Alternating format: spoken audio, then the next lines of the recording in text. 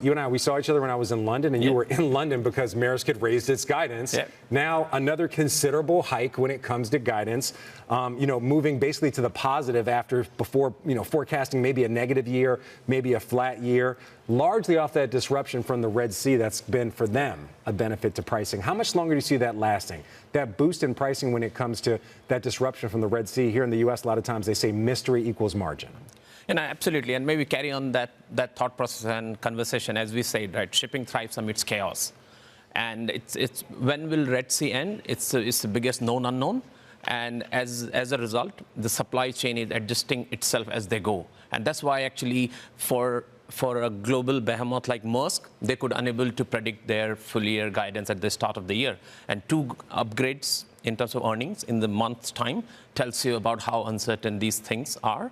The way we are seeing now is that we have sufficient anecdotes in terms of the impact on the sector, that second half likely to be now stronger than first half. Okay. When it all began, seems like a 1 quarter story. So this surge in pricing, how much of it in your mind, just roughly, I know you don't have like a percentage already written down, but how much of it is disruption? How much of it is actually demand? Because we keep hearing about elevated demand coming out of Asia. It's a combination, actually. So freight rate is essentially a function of demand and supply. So when it all started at the end of December, it was disruption-led. Mm-hmm. And as we moved into the second quarter, the absence of destocking, merely, not even necessarily a boost in consumption, the absence of destocking was good enough to see the trade growth looks optically good. Right. And that further followed by some front-loading of demand, some fear of potential tariffs coming in the later half of the year. All of this has just bring together a situation where demand was exceeding supply, and it's reflected into the freight rates. Yeah, those concerns about tariffs, certainly something that might motivate a lot of people to bring some goods over ahead of time. But speaking of that, so I want to talk to you about nearshoring here in the U.S. and also just the adjustments of the supply chain globally. So I was just looking at Freightos. They put out a report recently saying that air cargo shipments haven't really seen a big boost from all these Red Sea disruptions. However, where the demand's coming from are B2C e-commerce shippers, companies like Shein, Temu.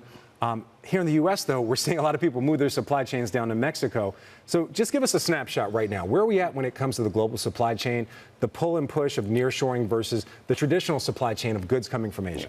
I think all of these trends are there. I mean, I've been hearing about low-end manufacturing moving away from China as early as I became an analyst in 2007. So what we are seeing is that one thing is pretty much every industry leader has echoed, that there is no alternative to China when it comes to supply chain. So all what we are seeing is that a small slice of that entire value chain is moving either to the Southeast Asia, either to the Mexico, but a large part of semi-finished goods movement between these countries and China probably will be the trend that is here to exist for much of this decade. And therefore, all what you can say with assurance is that supply chain will continue to get more and more complex, and that will basically keep those logistic players in action. Let me ask you a bottom line question, then we got to run.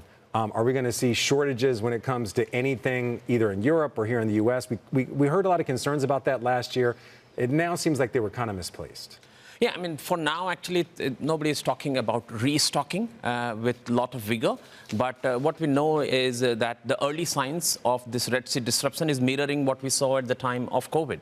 We are hearing about the equipment shortage on the shipper side. We are seeing congestion building up in the export areas like Singapore or port of Tanjung Pelapas. In fact, in a recent note, we written that don't rule out that this congestion, which has started in the export hub, might actually ended up on the import hubs. And then probably we'll start to see some of those, okay. shortages. A big if, but it's more of a wait and see. It's going to take a while to get there. Absolutely.